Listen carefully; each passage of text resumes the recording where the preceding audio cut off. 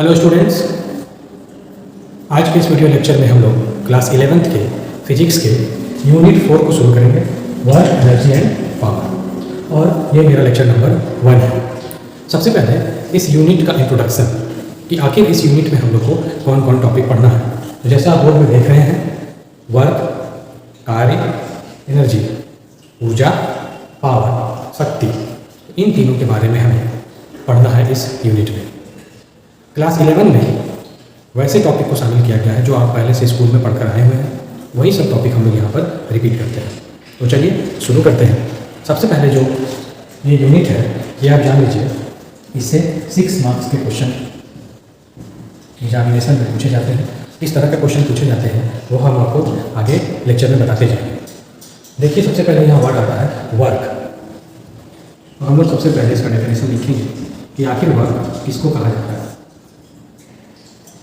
Work का हिंदी में नहीं होता है कार्य। हम लोग बहुत सारे कार्य अपने दैनिक जीवन में करते हैं, जैसे खाना खाते हैं, सोते हैं, इस तरह के बहुत सारे दैनिक जीवन के कार्य होते हैं। लेकिन उन सबको फिजिक्स की भाषा में वर्क नहीं कहा जाता।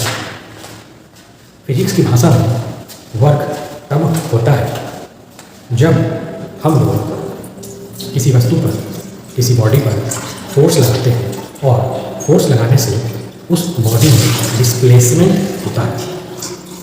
फिर से आपने बातों को सुनी। जब हम किसी वस्तु पर फोर्स लगाते हैं और फोर्स लगाने से वस्तु अपना स्थान परिवर्तन करे, अपने प्लेस को चेंज कर ले, तो हम लोग बोलेंगे कि वर्क इज डन, कार्य किया गया। जैसे एग्जाम्पल के तौर पर ये पेन अगर किसी सरफेस पर रखा हुआ है, कहीं टेबल पर रखा हुआ है, और अगर इस पेन पर हम लोग फोर्स लगाए और इसको उठाकर यहाँ से यहाँ ले गए, यहाँ पर रख दिया, तो आप देख रहे हैं फोर्स लगाने से इस वस्तु में डिस्प्लेसमेंट हो रहा है, मतलब इसका स्थान परिवर्तन हो रहा है। तो हम लोग बोलेंगे कि इस बल के द्वारा, इस फोर्स के द्वारा कार्य किया गया। अब एक दूसरा एग्जाम्पल, दूसरा उदाहरण समझते हैं। जैसे ये व्हाइट बोर्ड आप देख रहे हैं, इस व्हाइट बोर्ड में अगर हम फोर्स लगाएं, कितना भी फोर्स लगाएंगे, लेकिन इसका जो स्थान परिवर्तन नहीं होगा, ये जिस जगह पर है वहीं पर रहेगा। तो आप देख रहे हैं कि फोर्स लगाने से भी इस बॉडी में कोई डिस्प्लेसमेंट नहीं हो रहा है। तो हम बोलेंगे कि वर्क नहीं हुआ, कार्य नहीं किया गया। तो इस तरह से उदाहरण से आप समझ गए कि जब हम किसी वस्तु पर फोर्स लगाएंगे और उसका स्थान परिवर्तन हो जाएगा, तो हम लोग बोलेंगे वर्क किया गया, काम किया गया। Work is said to be done. इसका डेफिनेशन हम लोग देखते हैं। Work is said to be done when force is applied on the body and displacement is produced। देखिए ध्यान से, वर्क तब होगा जब फोर्स अप्लाई किया जाएगा किसी वस्तु पर और वहाँ उस वस्तु में डिस्प्लेसमेंट प्रोड्यूस होगा। इसको एक छोटे से फिगर से हम लोग समझने की कोशिश करते हैं। एक बॉडी है, ए पोजीशन पर, इस बॉडी में फोर्स लगा है F नाम का। तो बॉडी में फोर्स लगने से इसका स्थान बदल जाएगा, ये बॉडी आगे बढ़ जाएगी, ये पहुंच गया पोजीशन बी। तो फोर्स लगने से इस बॉडी में डिस्प्लेसमेंट हुआ, जिसको हम लोग देख सकते हैं ऐसे, ये डिस्प्लेसमेंट इसमें है ऐसे। तो इस स्थिति में हम बोलेंगे कि इस फोर्स के द्वारा, इस बल के द्वारा कार्य किया गया। Work is done by this applied force F because displacement is produced in this situation. But जब हम किसी ऐसे वस्तु पर, किसी भारी वस्तु पर, मान लीजिए कोई दीवार है, उसमें हम लोग फोर्स लगाते हैं, तो उस दीवार में कोई भी स्थान परिवर्तन नहीं होता। तो हम लोग उस कंडीशन में बोलेंगे work is not done. Work का 3 स्टेप हम लोग बोल सकते हैं। सबसे पहले फोर्स, डिस्प्लेसमेंट, तब फाइनली वर्क। फिर से देखिए, सबसे पहला फोर्स, फिर सेकंड नंबर में डिस्प्लेसमेंट और थर्ड नंबर में वर्क। ये कंडीशन हम लोग को फुलफिल करना है। अगर किसी वस्तु में फोर्स तो लगा बट डिस्प्लेसमेंट प्रोड्यूस नहीं हुआ तो हम लोग वर्क भी नहीं बोलेंगे, क्योंकि हम इसको पार करने के बाद ही यहाँ जा सकते हैं। आप स्टेप समझ रहे हैं? ये जो डायरेक्शन है फोर्स लगने की, फिजिक्स में डायरेक्शन को समझना बहुत ही इंपॉर्टेंट है। देखिए ध्यान से, नोट में हम लिख सकते हैं 3 तरह का डायरेक्शन होता है फिजिक्स में। जो फोर्स लग रहा है उसको दर्शाने के लिए 3 तरह का डायरेक्शन बताएंगे। एक, अगर किस डायरेक्शन में फोर्स लगे, ये अगर फोर्स इस तरह से लग सकता है, अपवर्ड या डाउनवर्ड, या लेफ्ट टू राइट या राइट टू लेफ्ट, दोनों हो सकता है। और एक, इसको हम ऐसे देखते हैं। इन तीनों का कुछ नाम है, आप इसका नाम समझते हैं। इसको बोला जाता है हॉरिजॉन्टल डायरेक्शन। हॉरिजॉन्टल का ठीक उल्टा ये वर्टिकल, और इसको हम लोग क्या बोलेंगे? ये आपको ना हॉरिजॉन्टल है ना वर्टिकल है, इसको बोला जाता है इनक्लाइन।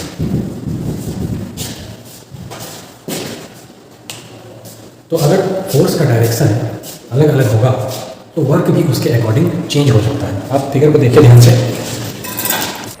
तो हम आपको डायरेक्शन बता रहे थे। डायरेक्शन यहाँ पर 3 है, हॉरिजॉन्टल, वर्टिकल, इंक्लाइंड। हम लोग एक्सिस के हिसाब से भी समझ सकते हैं, जैसे कि अगर हम लोग एक्स एक्सिस को डिनोट करें तो ये हॉरिजॉन्टल हो जाएगा एक्स एक्सिस, वर्टिकल में करना चाहें तो ये वाई एक्सिस हो जाएगा, और जेड एक्सिस के रूप में अगर इंक्लाइंड को हम लोग ले सकते हैं। अब इसका एग्जाम्पल समझना बहुत ज़रूरी है। जैसे टेबल है या बेंच या डेस्क है, हम लोग देखते हैं जो यूज करते हैं वो हॉरिजॉन्टल पोजीशन पर है। वर्टिकल, इसका एग्जांपल यही जो व्हाइट बोर्ड यहाँ आपके सामने दिख रहा है, ये जो दीवार है, ठीक है, ये सब अगर है तो इसको हम बोलेंगे वर्टिकल। Next inclined. इंक्लाइनेशन जहाँ स्लोप हो, जहाँ पर कोई ढलान हो, उस तरह का जो सरफेस है उसको हम बोलेंगे इंक्लाइंड। देख रहे हैं आप यहाँ पर। अब अगर फोर्स का डायरेक्शन हॉरिजॉन्टल में हो तो वहाँ वर्क डन अलग होगा, वर्टिकल में हो तो वर्क डन वहाँ पर थोड़ा चेंज होगा, और अगर इंक्लाइंड में हो तो वहाँ पर भी वर्क डन चेंज हो जाएगा। 1 बाय 1 अभी हम लोग इसके बारे में देखते हैं। ये जो फिगर है, यहाँ पर आप फिगर से देख सकते हैं कि जब इस कंडीशन में वर्क होता है तो वर्क का एक फॉर्मूला होता है। आइए हम लोग उसको देखते हैं।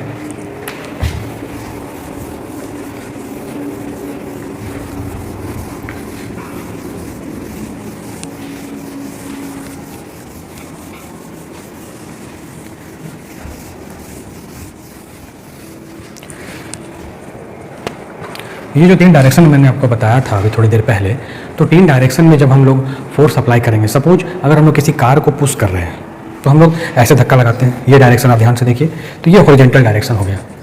नेक्स्ट, अगर हम कोई ड्रॉवर खोल रहे हैं, कोई पेन निकालने के लिए, चाहे कोई कबर्ड को खोल रहे हैं, तो हम लोग ऐसे फोर्स लगाते हैं। तो ये जो डायरेक्शन हो गया ये हॉरिजॉन्टल डायरेक्शन में आ जाएगा। दूसरा था वर्टिकल। मान लीजिए ये पेन नीचे गिर जाता है, तो अगर इसको हमको उठाना है तो हम इसको इस तरह से ऐसे उठाएंगे। ये यहाँ पर है तो हम इसमें फोर्स लगाएंगे तो ये इसको ऐसे उठाएंगे, तो ये हो जाएगा वर्टिकल डायरेक्शन। दूसरा एग्जांपल, अगर आप कुआं से पानी खींच रहे हैं तो रस्सी है, बाल्टी है, हम जब फोर्स लगाते हैं तो आप ध्यान दीजिएगा इस तरह से ऐसे लगाते हैं। पेन को उठाने के लिए हम उसमें ऐसे फोर्स लगाते हैं। तो ये जो फोर्स का डायरेक्शन हो गया ये बताएगा वर्टिकल डायरेक्शन को। Third, inclined. इंक्लाइंड में क्या होता है, जैसे कोई भारी पत्थर है, उसको हम लोग धागा से ऐसे बांध दिए और उसको हम लोग ऐसे खींच रहे हैं, तो ये जो ऐसे डायरेक्शन आप देख रहे हैं, ये इस तरह से स्लोप जो बन जाता है हॉरिजॉन्टल के साथ, तो वहाँ पर हम लोग उसको बोलेंगे इंक्लाइंड। जैसे पतंग हम लोग उड़ाते हैं तो पतंग का जो धागा है वो हमारे पास है, पतंग दूर में है, तो वहाँ धागा में जो फोर्स लग रहा है वो इस तरह से ऐसे है, तो ये जो डायरेक्शन हो गया इसको हम लोग बोलेंगे इंक्लाइंड। अब हम लोग 1 बाय 1 इसी 3 डायरेक्शंस का देखेंगे एग्जाम्पल, और किस तरह से फोर्स लग रहा है, कैसे डिस्प्लेसमेंट हो रहा है और वर्क किस हिसाब से हो रहा है, ये हम लोग को यहाँ पर फाइंड करना है। तो सबसे पहले हम लोग देखते हैं अभी जो फिगर बनाए थे उसके अकॉर्डिंग वर्क का फॉर्मूला क्या होगा, हम लोग कैसे देखेंगे। इन दिस केस, मतलब कि ऊपर वाले केस में, the work done by force is given by, इस कंडीशन में जो वर्क डन होगा फोर्स के द्वारा वो दिया जाएगा W = Fs, वेयर W किसको डिनोट करता है, वर्क को, या वर्क डन लिख सकते हैं। F से किसका डिनोट होगा, फोर्स, और S फॉर डिस्प्लेसमेंट।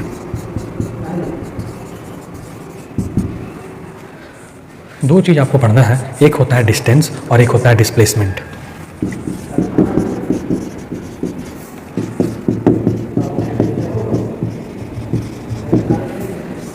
इन दोनों में डिफरेंस समझना बहुत ही ज़रूरी है कि हम डिस्टेंस किसको बोलेंगे और डिस्प्लेसमेंट किसको बोलेंगे।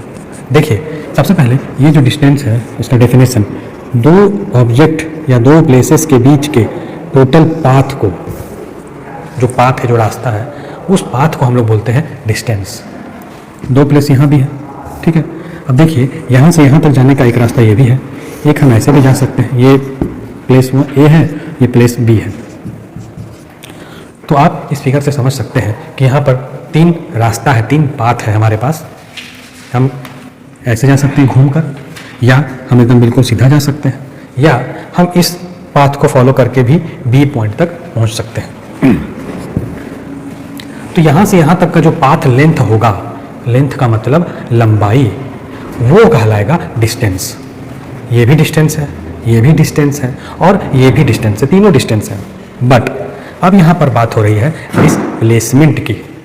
देखिए, डिस्टेंस को बोला जाता है दूरी और डिस्प्लेसमेंट को बोला जाता है विस्थापन हिंदी में। अगर हम डिस्प्लेसमेंट की बात करें तो दो पॉइंट के बीच का सबसे कम, मिनिमम, या उसको बोलेंगे शॉर्टेस्ट डिस्टेंस को बोलेंगे डिस्प्लेसमेंट। तो शॉर्टेस्ट कौन है?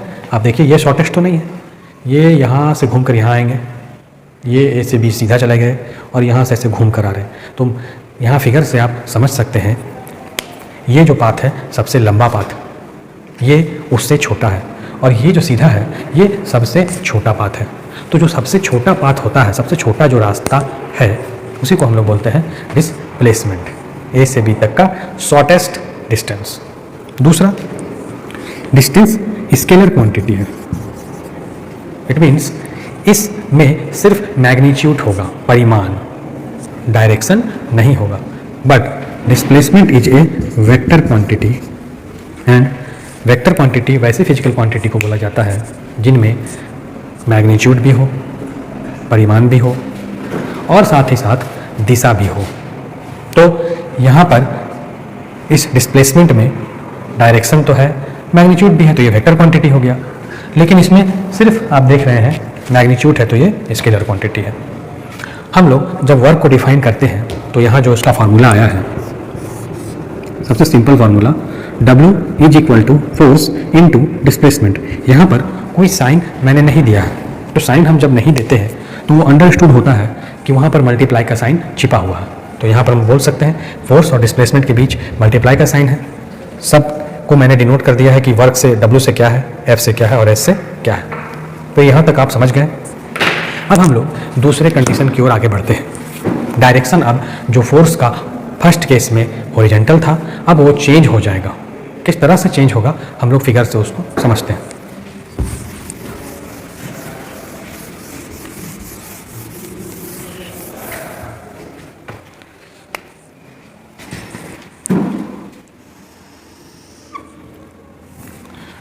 इस फिगर को समझने से पहले थोड़ा बेसिक हम लोग मल्टीप्लिकेशन का आइडिया ले लेते हैं, समझ लेते हैं कि बेसिक मल्टीप्लिकेशन हम लोग इसमें किस तरह से करेंगे। देखिए, ये जो फॉर्मूला आया, इसके बेसिक पर हम लोग इसका डेफिनेशन भी निकाल सकते हैं, लिख सकते हैं। कैसे? इन अदर वर्ड्स,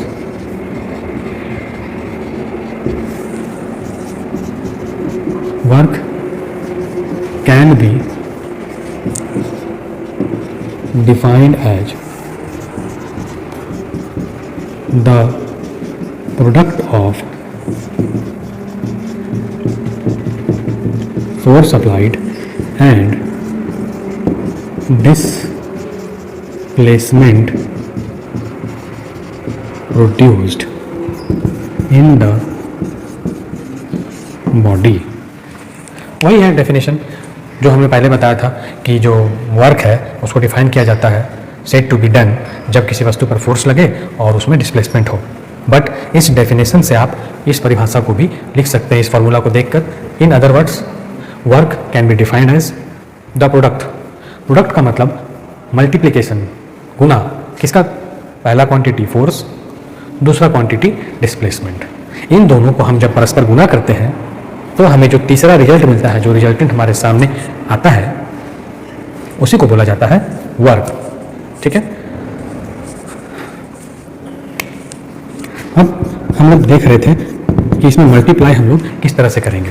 तो फिजिक्स में जब आपको पढ़ाया जाएगा स्केलर और वेक्टर, ये एक चैप्टर पढ़ना है आगे, वहाँ पर हम लोग देखेंगे दो तरह के ऑपरेशंस, दो तरह के मल्टीप्लिकेशन आपको बताए जाएंगे। पहला ध्यान से देखिए, एक फिजिकल क्वांटिटी है ए, दूसरी फिजिकल क्वांटिटी है बी।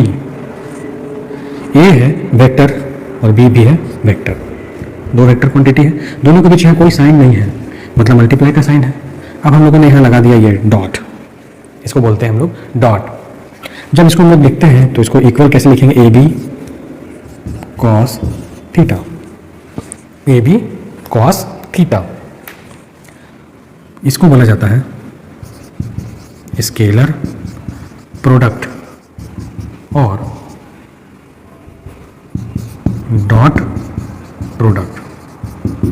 डॉट नाम इसलिए पड़ा क्योंकि आप यहाँ देख रहे हैं दो फिजिकल क्वांटिटीज, दो वेक्टर के बीच हम लोगों ने डॉट को लगाया है। तो इस डॉट को हटाने के लिए हमें क्या देना है, कॉस थीटा। इस तरह से हम बोल सकते हैं। दूसरा एग्जाम्पल, ये तो पहला मल्टीप्लिकेशन का तरीका है। दूसरा हम लोग देख सकते हैं, यही दोनों फिजिकल क्वांटिटी होंगी। आप यहाँ एरो से समझ रहे होंगे, अगर इसके ऊपर मैंने एरो दिया है तो ये एक वेक्टर को रिप्रेजेंट करता है। यहाँ भी एरो दिया हुआ है, इसका मतलब ये वेक्टर क्वांटिटी को रिप्रेजेंट करता है। हम लोग जब इसको सिंप्लीफाई कर रहे हैं तो हम लोग यहाँ पर दोनों जगह एरो को हटा दिए और कॉस थीटा को इंक्लूड कर दिए हैं। नेक्स्ट सेकंड नंबर, ए वही फिजिकल क्वांटिटी, बी यहाँ भी वेक्टर का साइन, यहाँ भी वेक्टर का साइन। आप देख रहे हैं कि इन दोनों के बीच में कोई सिंबल नहीं दिया है, इसका मतलब यह है कि यहाँ पर जरूर मल्टीप्लिकेशन का साइन छिपा हुआ है। तो अब हम पहले केस में डॉट लगाए थे, अब दूसरे केस में हम लोग ये ऐसे मल्टीप्लाई का साइन लगा रहे हैं। इसको मल्टीप्लाई इनटू का साइन नहीं बोलकर बोला जाता है क्रॉस प्रोडक्ट।